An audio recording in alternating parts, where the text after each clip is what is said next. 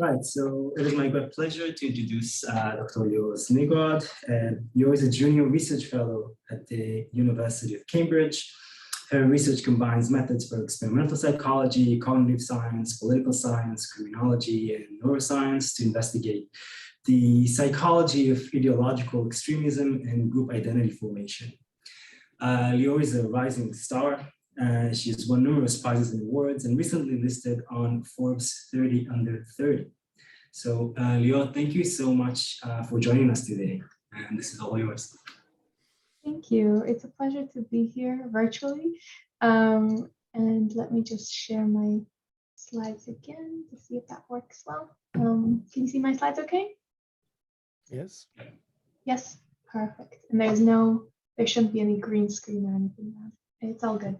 Perfect. Well, it's a pleasure being here today. I'll be sharing kind of an eclectic mix of my empirical work, theoretical work that I think will be of most interest to this group.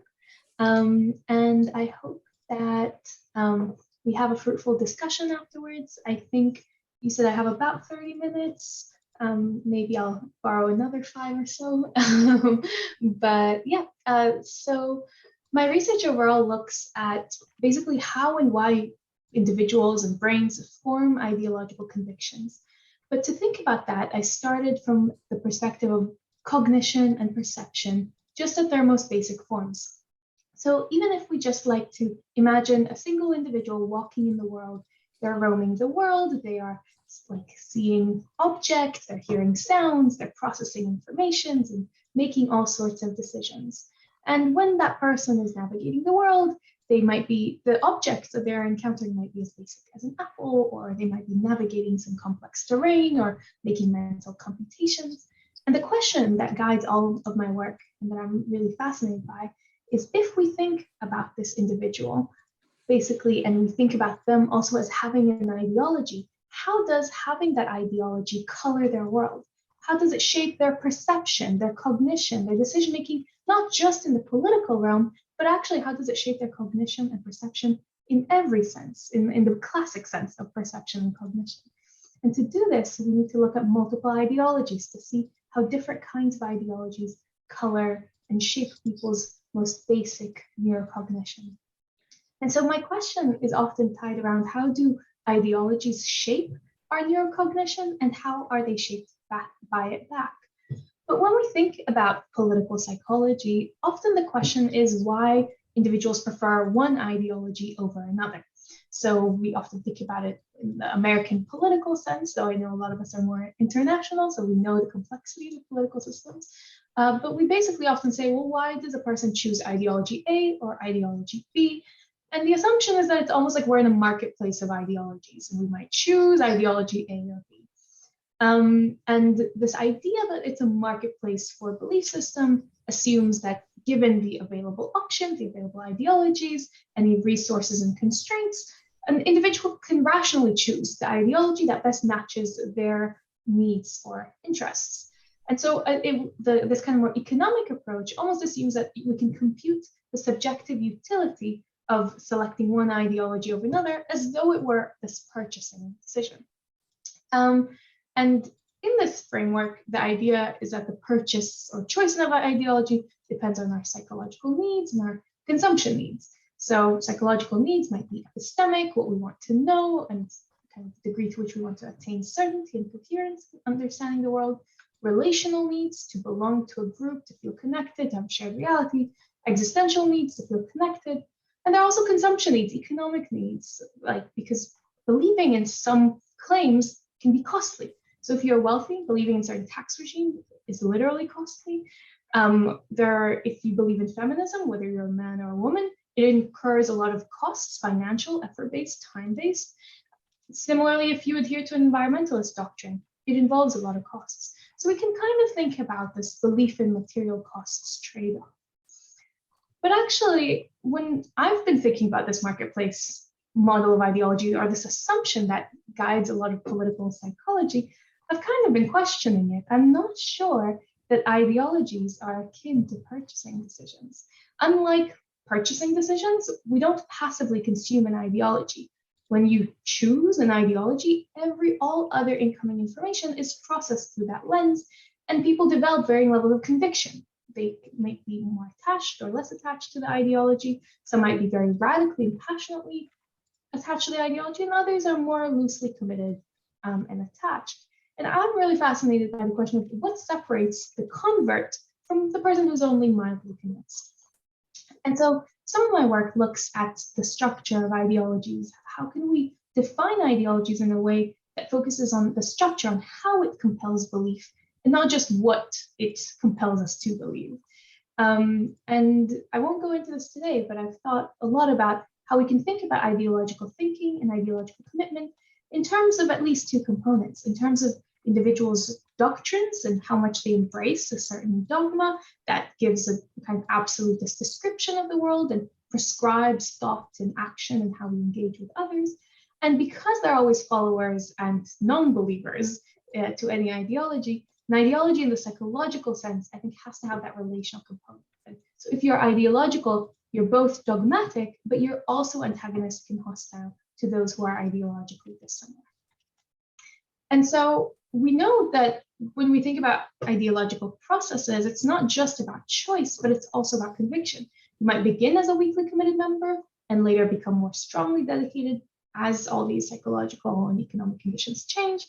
But unlike most assumptions that just look at ideological choice, I really argue and try to empirically show that we have to incorporate ideological commitment in there as well. There's obviously variation interpersonally between people and how committed they are to an ideology, and also within the person over time. And both of these ideological choice and the strength of conviction are subject to psychological and economic pressures. And when we think about extremist ideologies or extremist ways of thinking, the common way in which it's discussed is that there are people who believe extremist ideologies and there are people who don't, as though it's a neat separation, that there's the extremist and non-extremist beliefs. But I actually think that extremism could come into play not just in the initial choice, but we need to think about it as an active process of immersion. So we have to think about how people immerse themselves in ideology, because I think we have to make room for the possibility that even normative ideologies, ideologies that we think of as good, ideologies that most of us would support, can also be practiced dogmatically and extremely and violently under certain contexts.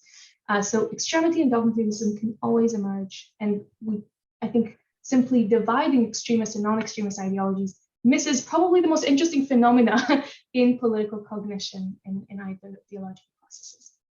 Now, a lot of my research looks at the cognitive roots of extremity, basically what characteristics, psychological and cognitive dispositions make individuals adopt certain ideologies, and also how they shape how dogmatically or extremely they espouse those ideological beliefs. And so I'll give a bit of a background on my empirical work and then come back to these slightly more cognitive and theoretical frameworks for how we think about ideological processes, how we process propaganda and misinformation, which I know a lot of people in this group are interested in.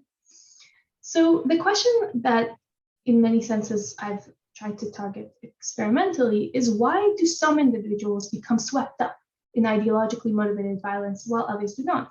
We know that if we take a given community where everybody experiences similar social, economic, political pressures, there's still going to be variation in people's likelihood of engaging in ideologies in a violent or dogmatic way. So why that variation? And I think we have to turn to the brain for that. So in a series of studies and papers, I've measured basically people's endorsement of ideological violence and also self-sacrifice. How willing are they to kind of commit acts of self-sacrifice and kind of support potentially suicide in the name of an ideological cause or group? And one domain that I've looked at is cognitive rigidity, which is people's tendency to experience the world in a very rigid way. Perceptually, they will categorize information in very distinct ways rather than being flexible and adaptable to change. So when we measure that in the lab, we actually use these kinds of neuropsychological tasks that are not political in any way. So one example is the Wisconsin card sorting test, where we ask individuals to, this is a well-known cognitive task, where individuals have to sort cards according to some rule, for instance, the color of the cards. And after a few trials, the rule changes. And we want to see an individual is cognitively flexible, will adapt their behavior in relation to the new rule, whereas an individual who's more rigid will struggle to adapt and will persist with the previous rule even when it's maladaptive. And we give a range of different cognitive rigidity tasks so that we really target this from a perceptual and cognitive perspective. And what we found through a large number of studies with thousands of participants is that individuals who are cognitively rigid on these neuropsychological tasks tend to be more prone to endorsing ideological violence, and they're more willing to die for their group. So they're more kind of, the cognitive rigidity leads into an ideological rigidity. What we also see is that they tend to be more politically extreme, both on the left and on the right. I'll show this in a second. We see these inverted U-shaped curves, where if you're strongly on the left or strongly on the right, you'll be more cognitively rigid on these cognitive and perceptual tasks relative to moderates. We see that people who are more cognitively rigid are also more religious, and they're more generally dogmatic and less receptive to evidence or alternative perspectives when making decisions. And just visually, for those who like that, we see this cognitive flexibility really predicting openness to revising one's viewpoint. And when we ask people, would you be willing to die for a group? The more cognitively rigid they are, the more confident they are that they would die for their group. So we see that also in their convictions. Like I said, there are these inverted U-shaped curves. Some like to point out that those curves, if you, this is quite small, but if you look, you see that there's the midway point, which is kind of like anything on the left of that is left-leaning partisanship, and on the right of that is right-leaning partisanship.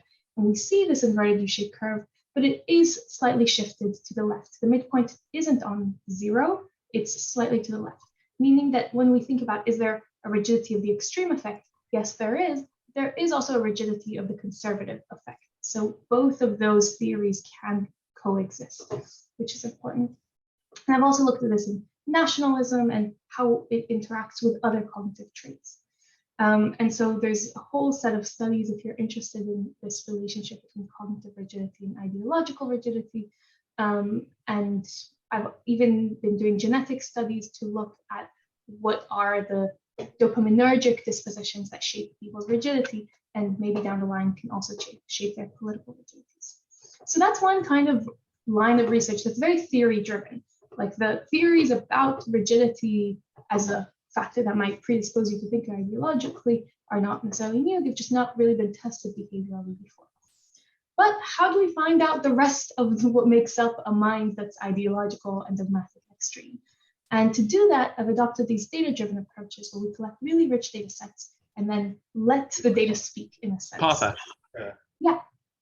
Don't know where Partha is. I know Older and Andreas is in there, but I couldn't tell you where Partha is. I'm not sure I fully would understand, but maybe that was just a mistake. Someone accidentally flipped it. So I'll continue. Yeah, so data-driven approach is really important to complement theoretical.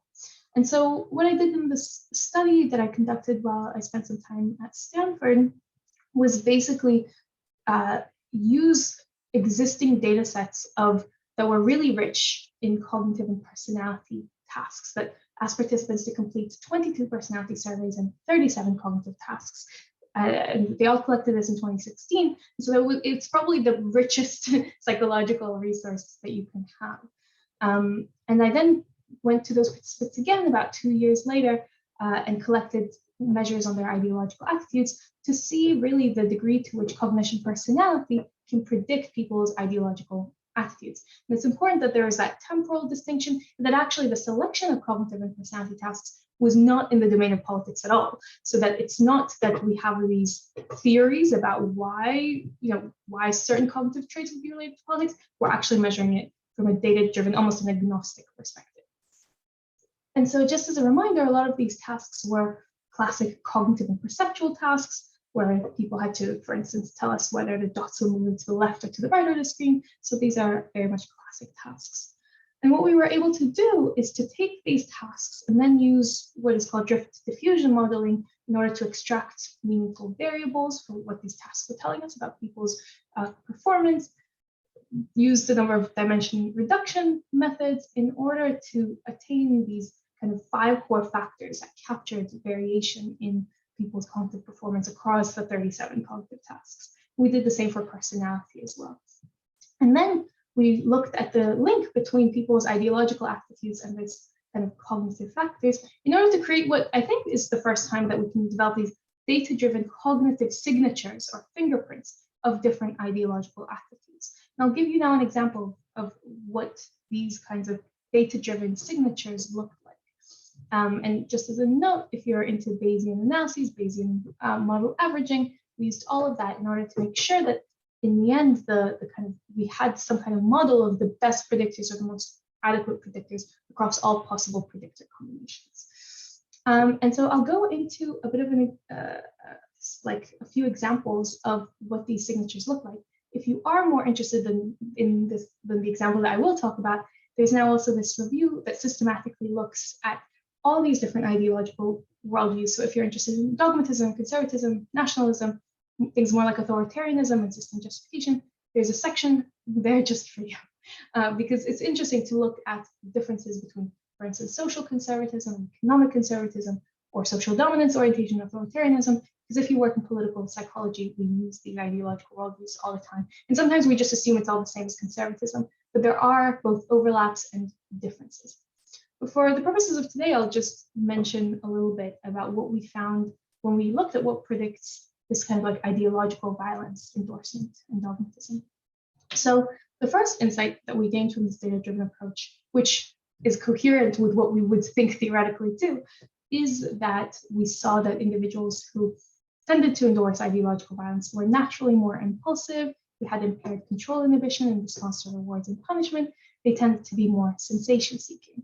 And so there was this kind of emotion dysregulation that we could see in individuals who were more likely to endorse violence and self-sacrifice. What we also saw is that when we gave them kind of tasks that involved planning, working memory, what we call strategic information processing tasks, we saw a real difficulty amongst these ideologues to complete complex mental tasks, which is really fascinating. And another aspect, I mentioned earlier that I'm really interested in how these ideologies and ideological convictions might translate all the way to perception, to sensory perception. And what we saw with these tasks is that on tasks that involved kind of sensory decision making, we could also identify some perceptual impairments. And I'll show you what that means. So for instance, for dogmatism, when we modeled people's performance on this trial by trial behavior, on what we call two alternative forced choice tasks, where participants are basically choosing between stimulus A or stimulus B, what we found is that individuals who are dogmatic tended to have a much slower speed of evidence accumulation on these perceptual tasks. So what this means is that dogmatic participants were slower to process evidence from the perceptual decision-making environment. They had what was called a lower drift rate, slower sensory evidence accumulation. And we saw this independently across like over 10 tasks, things like stop signal tasks, dot pattern expectancy tasks, and also when we looked at it holistically. And this is genuinely really fascinating because it suggests that individuals who are dogmatic are just slower to kind of integrate sensory evidence into a coherent decision, as they're making these very fast decisions on the order of milliseconds. And so there is some kind of impairment with thinking when you think dogmatically. There's an impairment with any kind of evidence, not simply political evidence. And we see actually that this is most pronounced in individuals with strong kind of political affiliation, and it's weaker in independence. So there might also be some kinds of links to extremity as well.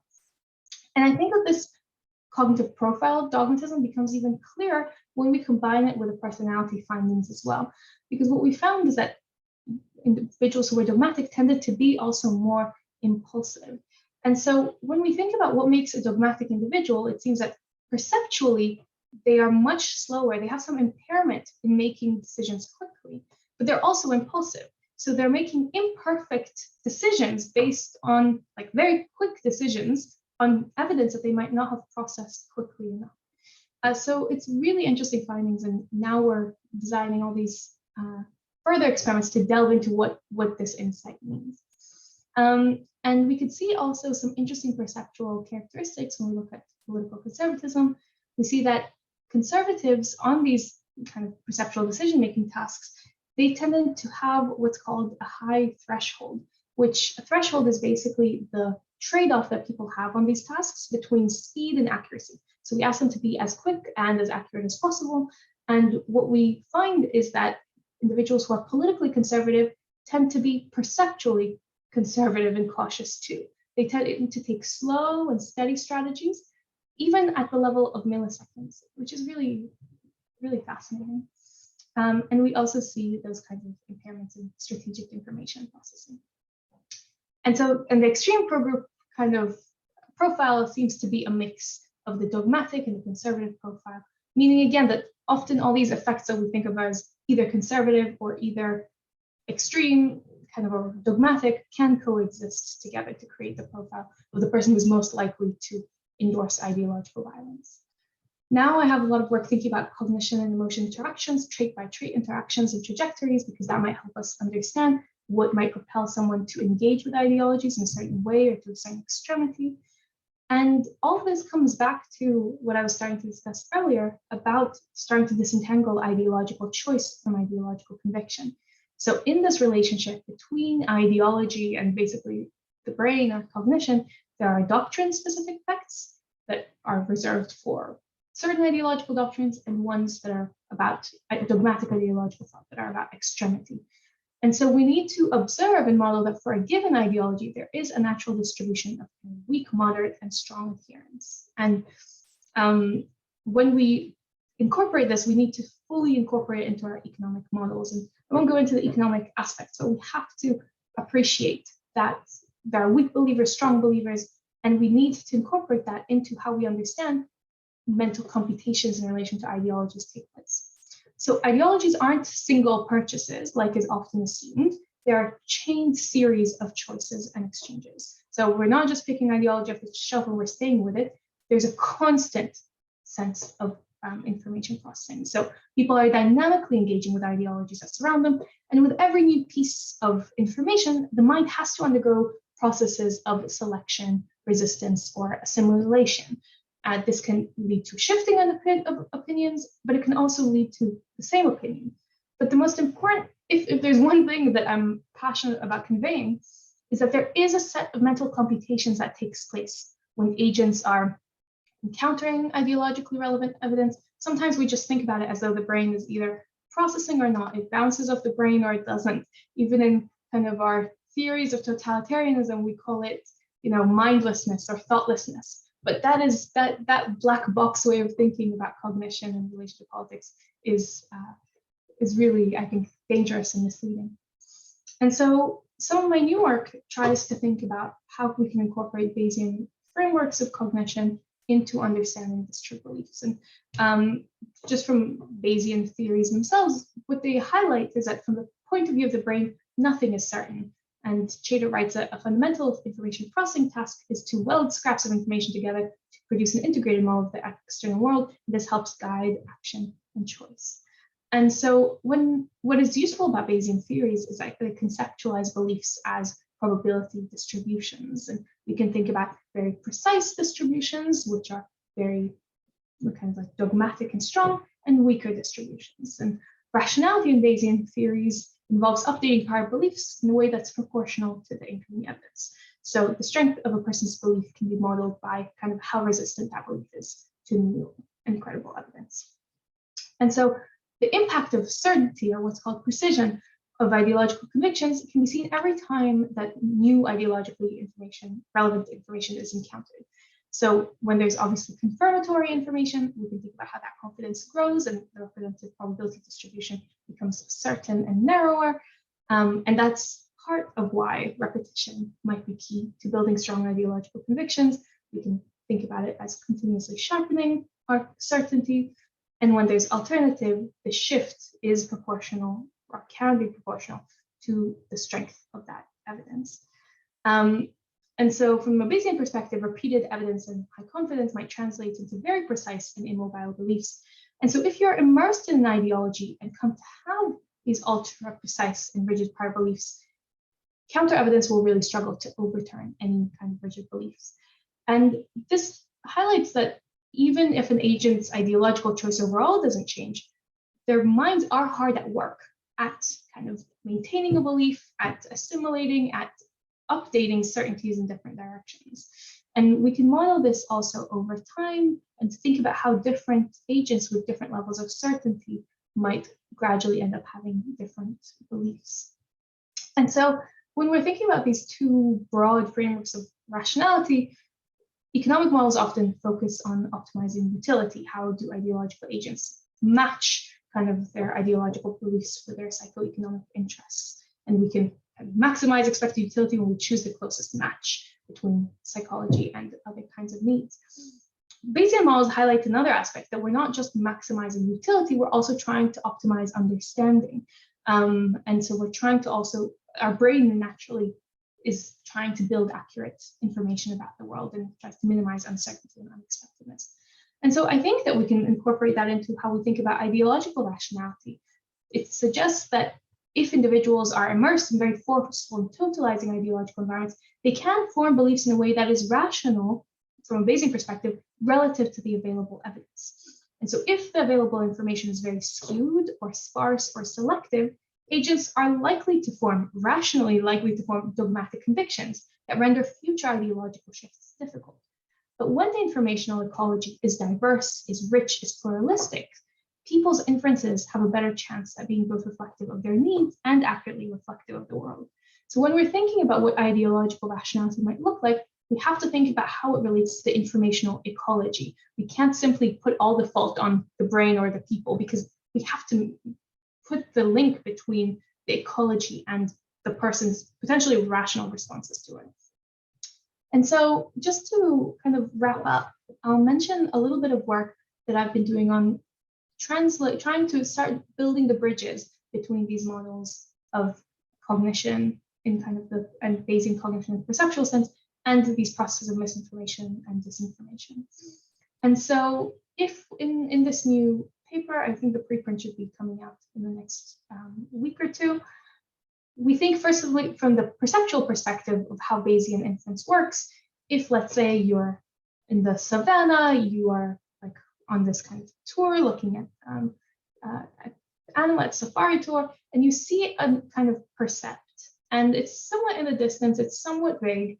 You've also, your tour guide has told you to expect a lion. And let's say if you have that incoming inputs, you have the prior beliefs, what we expect your brain to do is to kind of do some kind of statistical integration. Maybe what you're seeing is actually a cheetah, but you're expecting to see a lion, and so maybe you'll say that's a lioness over there.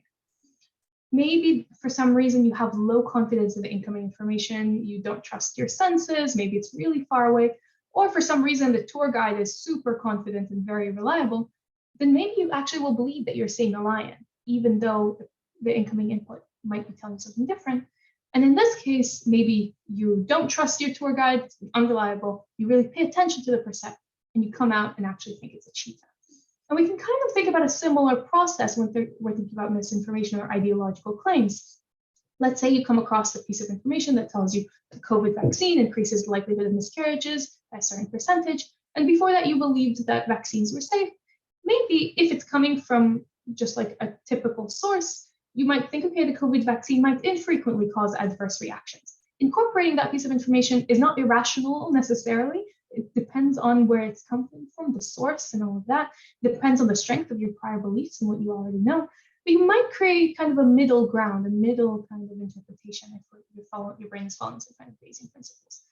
If for some reason you don't trust the incoming information, you don't trust the source, maybe you saw this on, I don't know, on Facebook, on some outlet that you don't trust, or you have strong confidence in your prior beliefs, you might kind of disregard that to a degree. You'll say the COVID vaccine is still safe.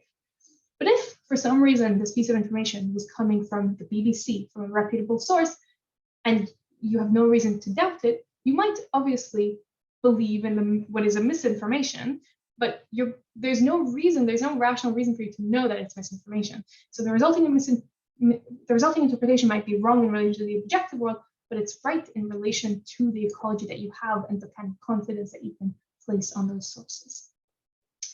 And so I think that there's value in kind of starting to think about these types of interactions and how our brain might probabilistically be combining inputs and prior beliefs. And I've also been thinking about this in relation to different types of communication contexts and how those might push or might highlight when some certain kinds of misinformation are most prevalent or you're most susceptible to certain kinds of misinformation. So if the communication context is generally stable, you receive misinformation, you have your prior ideological convictions, the degree to which you will be receptive to that misinformation depends on the domain, on individual differences, on the source, on the platform, on the context. There's a lot of factors that shape it. But if we take some context where the information is noisy, the communication context is noisy, sometimes there are true reports, sometimes there are untrue or false reports, something like Facebook, then you might actually end up relying more on your ideological convictions because the communication context is so noisy, you can't trust it. You can't trust it. And that in those kinds of noisy communication environments, I think that is when partisan and highly ideological misinformation is most likely to proliferate, because misinformation is only adopted if it's really consistent with your beliefs. In another kind of context of instability, when for some reason there's high instability, for instance, when we experience the pandemic or when we experience the war, and basically the future no longer resembles the past, then we cannot necessarily trust our prior beliefs because the world is constantly changing. And that is when incoming inputs are given higher weight in this kind of weighing process.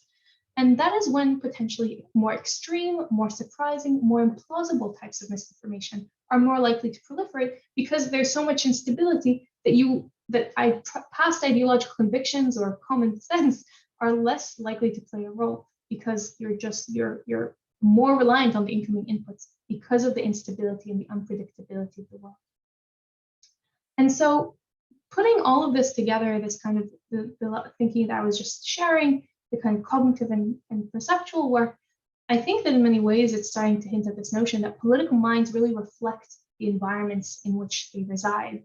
And choosing an ideology can have consequences. It can have consequences for your mind, unlike purchasing decisions, unlike the model that we typically say, just, oh, left or right.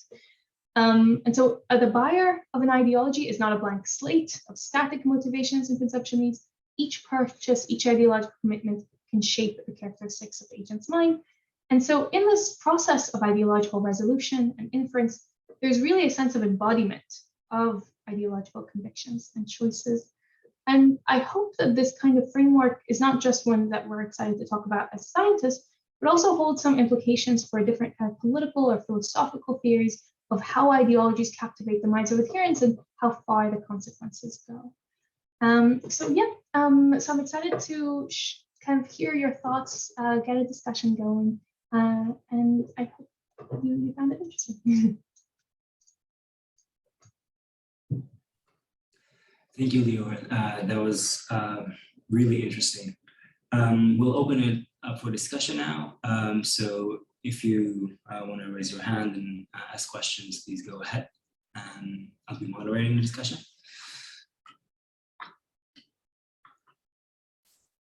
Yeah, Reinhold.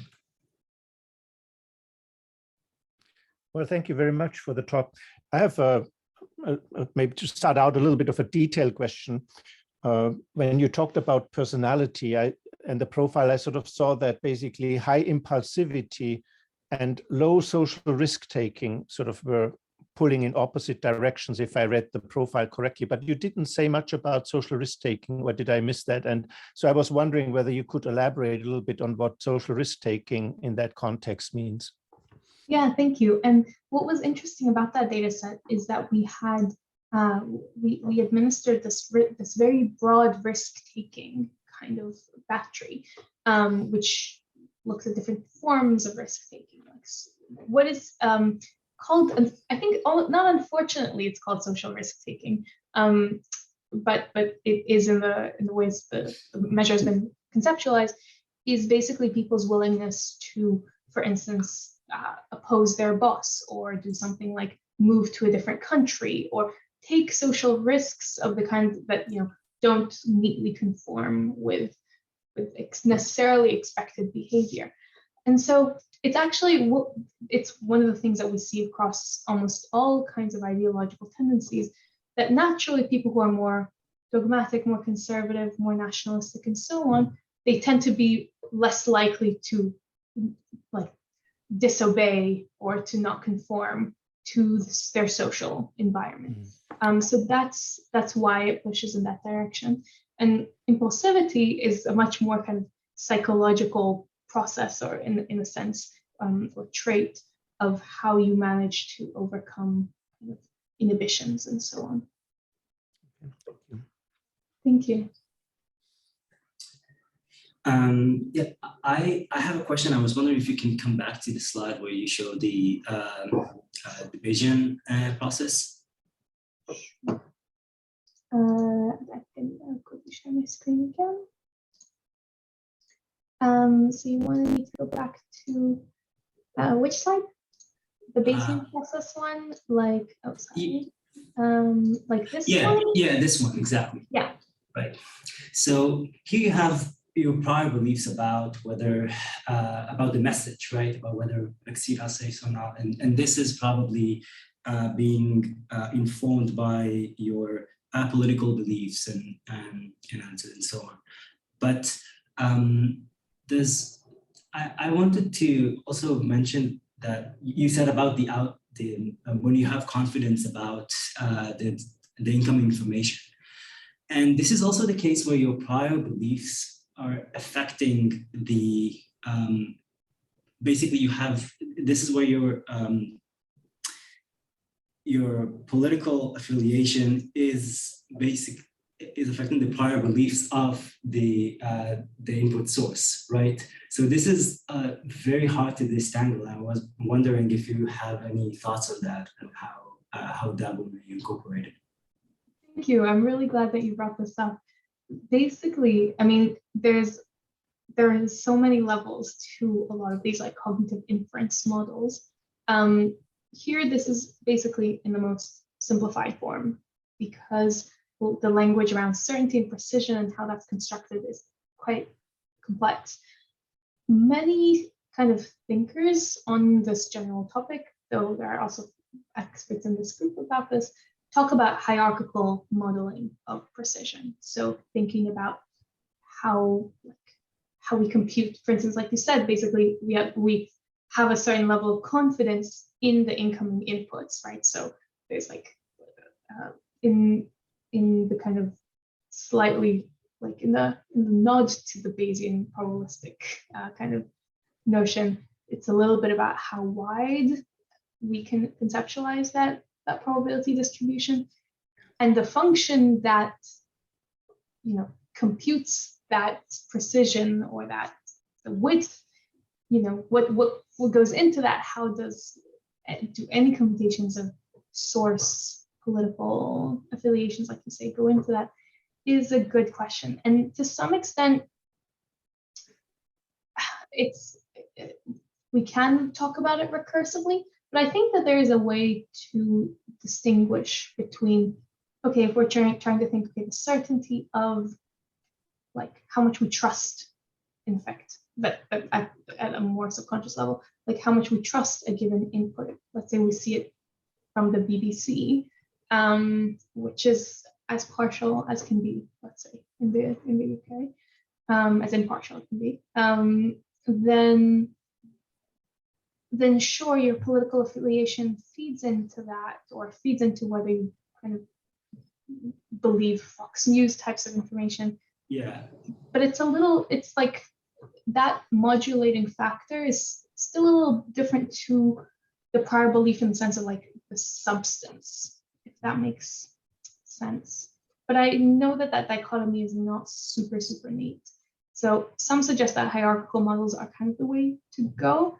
But again, it's not that incoming inputs is a clean thing ever in sensory perception either. And I'm happy to hear your thoughts on it too. Yeah, thank you. I'm still trying to wrap my head around it, and just the circular thing that the prior beliefs are coming into play twice in that process is something that yeah, I don't know exactly how to where to take it from here, but I was happy to hear your answer. Steve is raising his hand. Yeah, thanks. Yeah, very nice stuff. Very interesting. I like the, anything Bayesian to explore these issues is welcome. Now, one of the things I noticed in this that this is standard Bayesian, Bayes theorem. You have a prior and you have the likelihood and you get a posterior. Now, one of the things we know about that approach is that formulation is that it can't give rise to polarization, right? It just can't happen. In other words, you cannot present the same piece of information to two different agents and they, move further apart in their beliefs because Bayes' theorem just doesn't permit that. Now, to get polarization, you have to then go to Bayes nets, where you have some other node in there, like trusted scientists or whatever. And I'm just wondering to what extent you find that in everything you're trying to explain, this sort of very simple Bayesian approach is sufficient.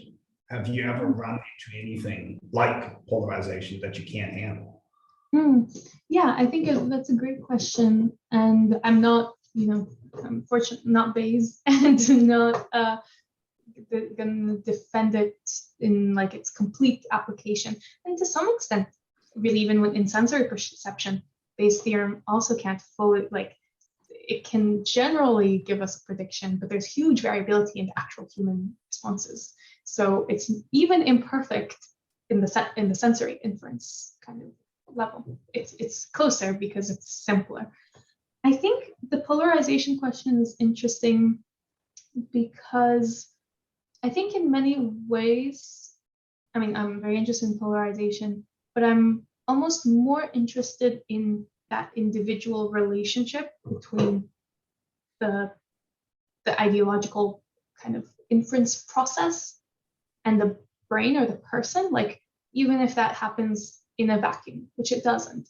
But I'm interested in how does adopting an ideology, having the ideological doctrine, how does that shape or react to the individual's brain?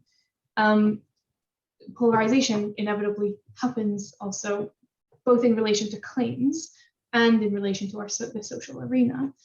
But I think that polarization is not the only, like you said, it's not the only phenomenon that this doesn't count for in this kind of political process. I've been talking to people about the degree to which motivations kind of feed into it, like all the epistemic, relational motivations. You alluded to also trust in scientists and things like that. The Bayes theorem in its simple form struggle, where does heightened motivation to belong or heightened motivation to have even just coherence between all the other ideological claims that you believe? Because still there's ideologies are these networks and with peripheral and core structures and all of that. So how do we incorporate that? So it's definitely not the end story at all. This is completely only the beginning to hopefully what is a much more complicated and nuanced kind of way to think about it. Reinhold. I step back if somebody else wants, but just to follow up on what Steve just said.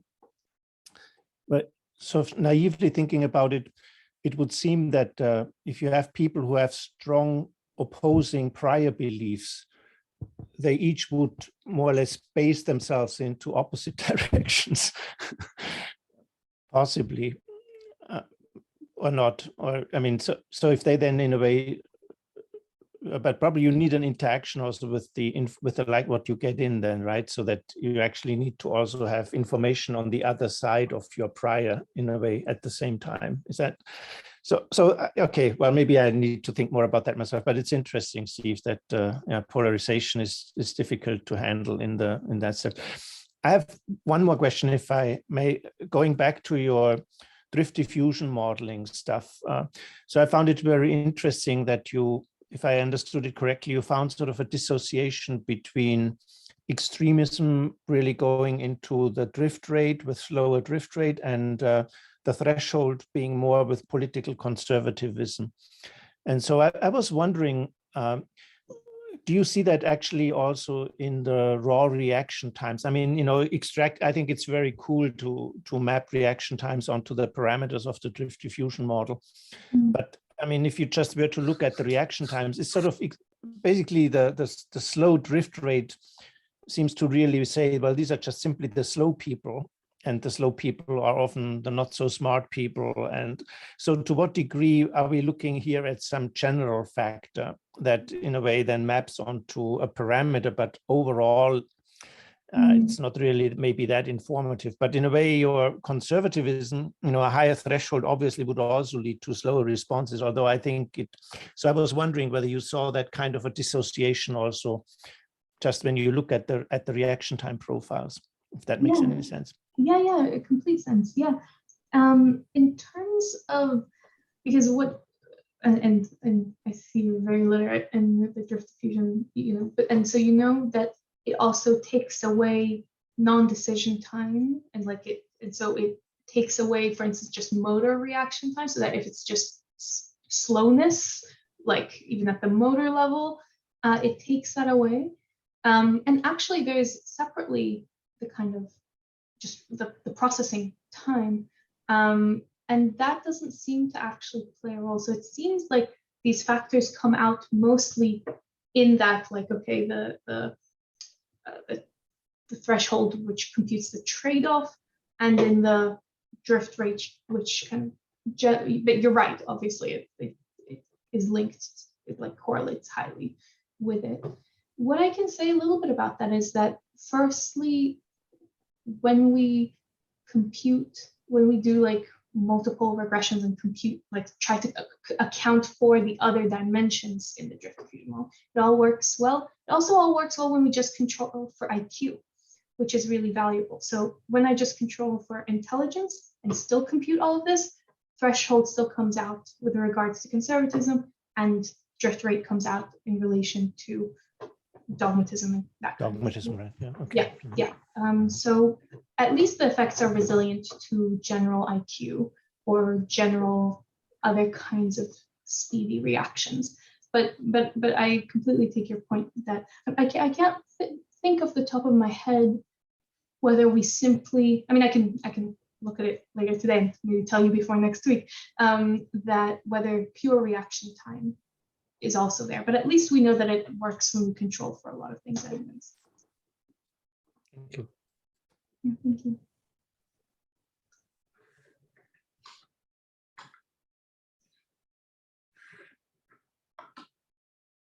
Yeah, Angelo. Yeah. Okay. Hi, Leor. Thank you for the talk. Very, very interesting. Super cool. I'm fascinated by this idea of almost any ideology becoming extreme in the way that it isolates from public debate and becomes self-validating. You know, so anything you perceive, you interpret it as a confirmatory evidence for your own ideology, right? And that could happen for almost any belief system, which in a corrupted stage, right? But I was wondering about the motivational factors underlying that process. Have you ever measured threat sensitivity, for example, or the reward system of the participants to know if that could be motivating, that self-isolation? I'm not sure I totally know what you mean with the self-isolation. Yeah, I mean, the willingness to avoid engaging confrontational information or the outgroup, for example. Right. I'm trying to think of what that looks like in terms of threat sensitivity or kind of reward sensitivity. Actually, one of the findings that we have that I'm still thinking a lot about is that we see, I think quite weirdly almost, I'm still really making sense of it, we have a measure of like reward sensitivity. I don't know if we have direct threat sensitivity. We have adjacent things to it, but we definitely have sensitivity to reward. And for some reason, conservatives, I think, were more sensitive to rewards, which is really interesting. Maybe it is kind of consistent with some things that we're seeing now in like motivational attempts at interventions. But I know that's a really fraught set of debates right now. So I don't know directly about threat sensitivity, but there is something about reward sensitivity that we are seeing actually come up again and again. And I'm still trying to figure out why. Like, why would that be the case? If anyone has any thoughts, I'm curious to know. So the way you described willingness to avoid engaging with the outgroup is actually almost like it's slightly like its own thing, right? Because it's different to being antagonistic to the outgroup. Trying to avoid engagement with the outgroup is like almost a different thing.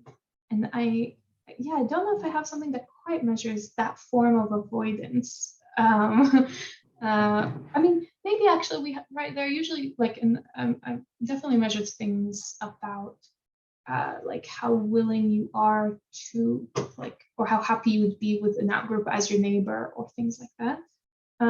So I guess maybe, but again, it's hard to know whether that's avoidance or active dislike or hate or fear.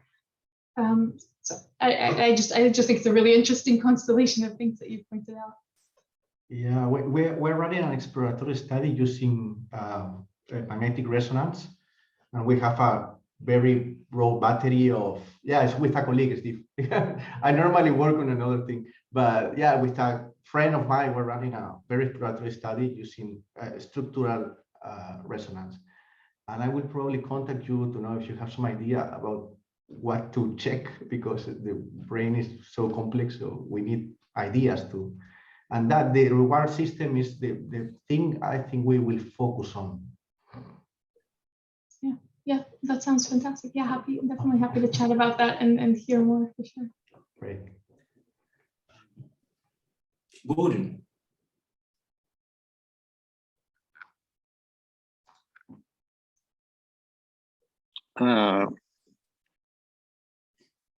Hi, can you hear me okay? I'm actually having slight trouble with my connection. Yeah. Okay, yeah. Thank you for a really interesting presentation. That was absolutely great. You may have covered this and I missed it, in which case apologies. But I seem to remember some evidence that people who are conservative, if they have a choice of how much information to select to come to an estimate or a decision, they tend to rely or choose smaller samples of information, right? So this is like Fazio and Schiff and people like that. And I'm not sure how well that stuff is replicated, but I just wondered how you thought, if that phenomenon of relying on small samples is indeed true in conservatives, I wondered how that fitted in with your general perspective. Thank you. I think it's so interesting because choosing like a small amount of information prior to making a decision, to some extent that is consistent with this notion of being impulsive to a degree, which is a little bit still, even for me, a little hard to reconcile with still the caution that we see at the very like the millisecond level. So there's like some kind of slightly longer temporal impulsivity, but at the very short, there's some kind of slowness. And I sometimes wonder, and something that I've written quite a bit about, is how in a lot of the research on kind of the psychology of conservatism versus liberals, I think they don't actually measure extremity very well or at all. And so some effects I think that we know from the literature about conservatism might actually be something more about extremity, because like what you're saying, that seems to ring a little more true for people who are more extreme or dogmatic, right? Because if you you need less information to convince you in the sense. Exactly, yeah. And so I'm really curious whether this is one case where it might be a little bit more driven by a dogmatism effect, but because of the way that we measure it, and there might be generally higher prevalence of extremity and dogmatism with conservatives, it gets a little all kind of intertwined. But I think it's really, really interesting because it links in different ways. Okay, thank you very much.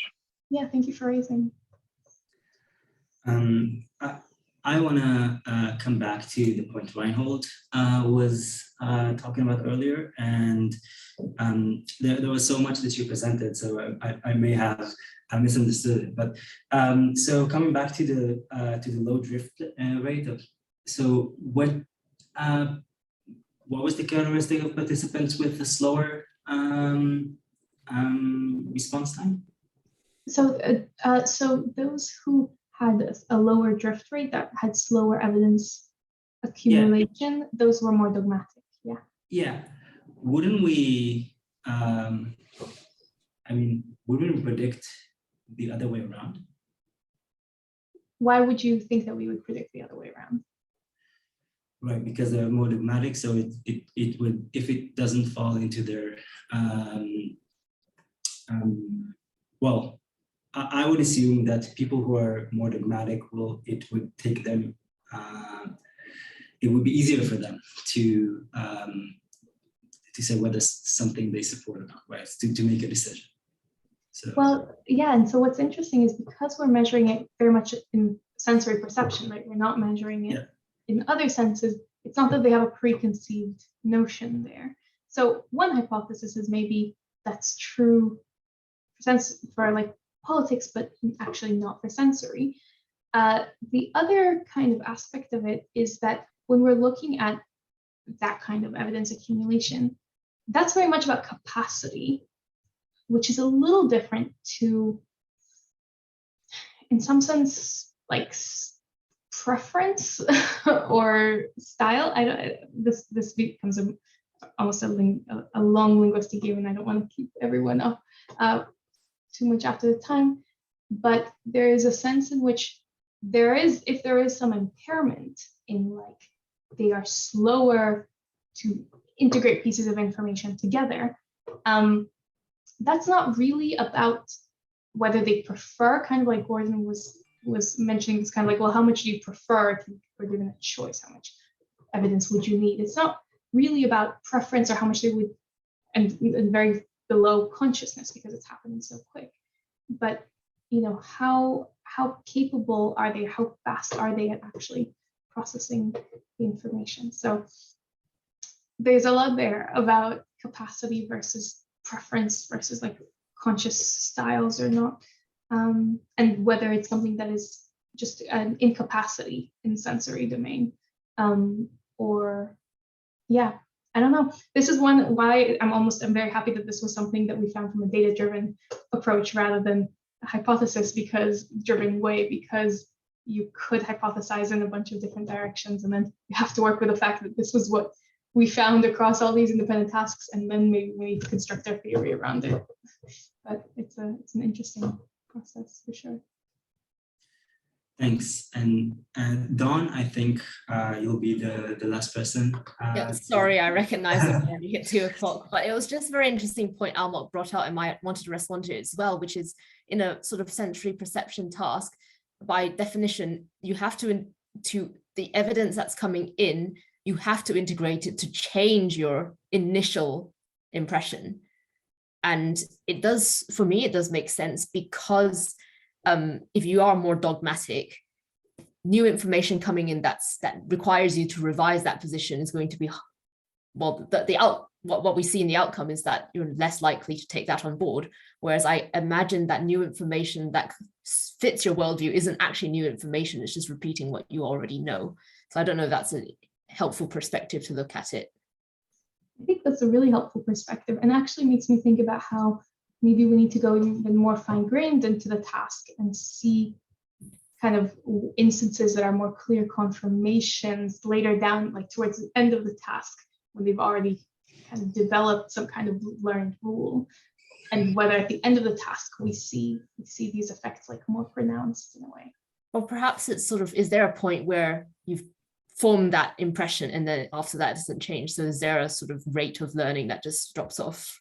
Exactly. I mean, to some extent, this is where the cognitive rigidity paradigms, like the Wisconsin card sorting test, where we see the difficulty that dogmatic people have with changing once the rule has been learned. So to some extent, those ever so slightly longer time frame tasks make that super clear. But that's a really, really valuable input. Yeah. And I like this debate, so we'll continue this debate. May I just have one more comment quickly? I'd like to come back once more to that Bayesian polarization question, Steve, that intrigued me. And I just was wondering whether that what I'm saying now is sort of in principle, one way of thinking about that. Suppose that you, in addition to your mechanism, your Bayesian mechanism, allow confirmation bias driving the selection of evidence. Then, of course, if you polarized in one direction, you basically select evidence from one side, and then the updating will move you in that direction. And if you are, basically biased towards the other direction, you selectively recruit information against that, and that again will sort of drive your updating. So you may start with similar prior beliefs, but selective confirmation bias, selecting information compatible with whatever your prior beliefs in the tendency are, will drive people apart. Does that make sense? Or is that, I'm not a good Bayesian, so I'm just talking here, but I wanted to at least raise that option, whether that is a plausible way of implementing polarization. Yeah, I think that's really fascinating, because it's basically saying, well, there's an asymmetry, right? Confirmatory information is processed in a different way. Right. So basically the issue is that whether it's driven by confirmation bias, by selection of information. So if your whole updating process is biased, then you will move in whatever direction you want. I mean, and they can move apart. Anyway, sorry. No, that's great. And I'm excited to continue these discussions as well. I'll be thinking about them this week. Perfect. All right, Leon, thank you so much for being with us today. This was really great, and thank you all for attending. And I'll see you next time, those who are going to attend. Bye-bye. So much, everyone. Thank you. Bye-bye. Bye.